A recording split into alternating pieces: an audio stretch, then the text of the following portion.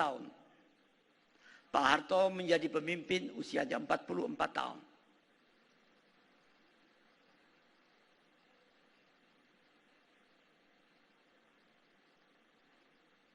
Pak Chun, ayahnya Prabowo, belum 30 tahun dia udah berontak. Tapi intelektual.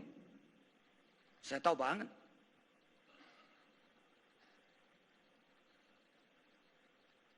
Apa artinya konsekuensinya bagi kita? Saudara, mumpung Anda masih hidup,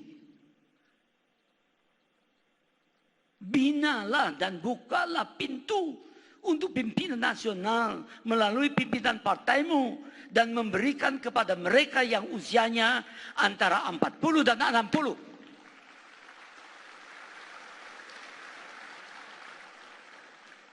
Harus deh. Kalau bukan Anda siapa lagi? Oleh karena itu Anda harus mengembangkan budaya estafet.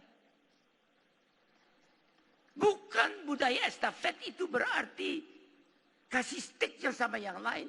Dan yang lain generasi selanjutnya mengambilnya dengan baik dan melanjutkan dengan baik. Dan Anda pagari. Saya bisa saja mengatakan tidak mau datang ke Golkar. Ngapain? Karena saya seumur 80. Tapi tidak mungkin. Seorang pejuang tetap pejuang. Tidak tergantung dari usia. Jangan kira Anda mengatakan, Pak Habibie Anda sudah tua. Selain dari itu Anda sakit-sakitan. Bisa mati. Masih konyol. Saya bilang, Bung, saya hanya percaya. Hidup matinya seseorang ditentukan oleh Tuhan yang Maha Esa. Dan tidak oleh siapa saja. Dan saya tidak takut. Dulu waktu Ainun masih hidup, saya takut kalau mati. Karena saya nggak bisa jawabnya, kalau saya mati siapa care untuk Ainun. Tapi kalau sekarang tidak. Kalau misalnya saya mati, saya yakin saya masuk dalam dimensi yang baru. Di situ ada, ya Ainun, there you are. Mungkin bersama dengan Ainun, orang tua saya, ada pejuang-pejuang lain, seperti Pak Harto, Ibu Tin, Pak Nasution, dan sebagainya. Tapi kalau saya belum selesai tugasnya sini meninggalkan semua, dan kamu kok sudah cepat-cepat kembali. Jadi saudara-saudara, jadi saya itu dengan hati demikian. Saya harus datang. Dan saya bersyukur bisa datang kemari. Saya pikir apa yang saya harus sampaikan sama anak cucu saya ini. Ada beberapa adalah adik.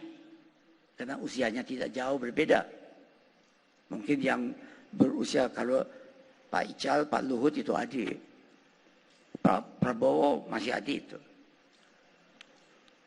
Tapi yang lain, kalau ketua DPD, dan itu anak. Ya begitu. Dan saya punya definisi. Definisi, siapa usianya di bawah usia cucu saya, anaknya Adri Subono, namanya Melanie, sekarang dia 41, harus panggil saya Eyang. Eyang itu opa, opunga. Siapa di atas 41, tahun ini 42, naik terus, panggil saya Om atau Pak D. Termasuk siapa saja yang merasa harus panggil Pak D atau Om, termasuk Pak Jokowi. No exception. Saudara-saudara, kalau saya buat definisi itu, tidak lain agar supaya tidak ada jurang antara Anda dan saya. Saya tidak mempunyai iktikat atau keinginan untuk menjadi apa saja kecuali membantu memegari sehingga cita-cita bangsa ini dapat dilaksanakan dengan pengorbanan seminimal mungkin, kualitas tinggi sesuai dengan jadwal. Oleh karena itu saya akhiri dengan titipan. Berlaku untuk Golkar dan partai-partai yang lain. Anda pretelin di tempat itu. Saya namakan 3M. M, milenium. Buat rencana yang berkesinambungan 1000 tahun ke depan. Tapi tidak mimpi. Tiap 5 tahun, 2 tahun dikoreksi sesuai dengan perkembangan dunia. M1. M2, maju dalam artinya luas. Dalam segala bidang. Budaya, politik, sinergi positif antara organisasi-organisasi partai. Sinergi positif antara elemen-elemen apa saja di bumi Indonesia. Maju. Dan M ketiga adalah mandiri.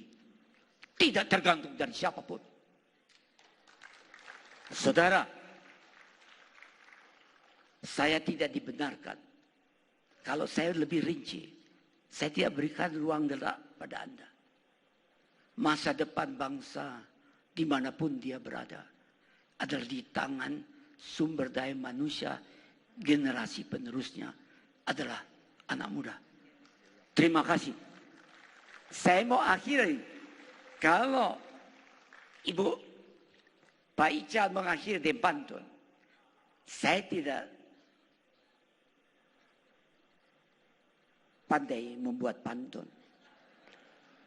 Tapi saya teringat yang tiap hari saya bacakan itu. Waktu saya berusia 21 tahun, saya sakit keras. Mendapat tuberkulosis. Masuk sanatorium. Waktu itu terjadi. Yang lain dapat tamu ada tiap hari, ada tiap minggu. Saya berbulan-bulan tidak pernah melihat orang.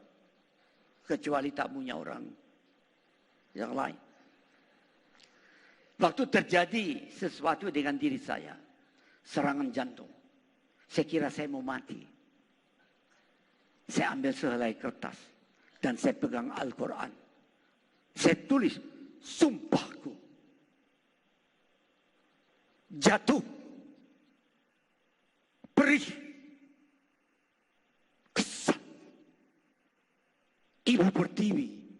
Engkau pegangan. Dalam perjalanan janji pusaka dan sakti. Tanah tumpah darahku. Makmur dan suci. Saya kebel. Nggak datang. Waduh, sakit banget. Saya tulis. Lanjutkan. Saya kira hancurlah saya. Hancur badan. Tetap berjalan. Jiwa besar dan suci membawa aku padamu. Indonesia merdeka, makmur, dan tentram.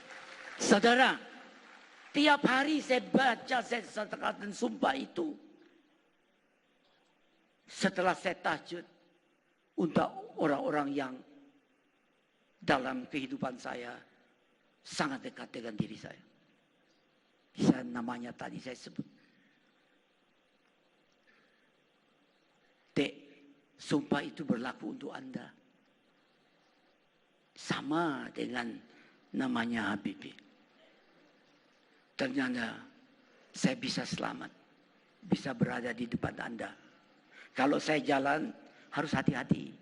Karena dokter, profesor di Jerman mengatakan kalau saya jatuh dalam 5 menit saya mati.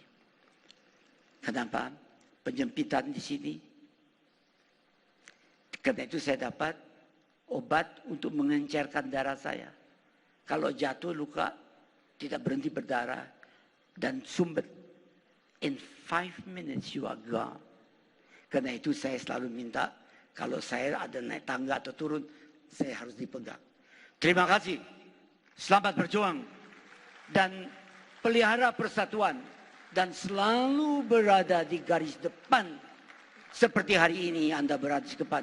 Yang lain, Pak Ical dan pimpinan, udah deh, ambil jalan yang tepat.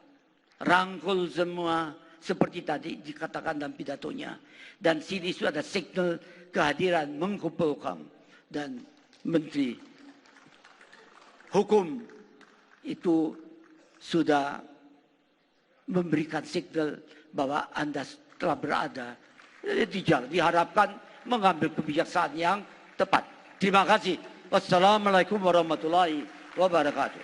Bapak B.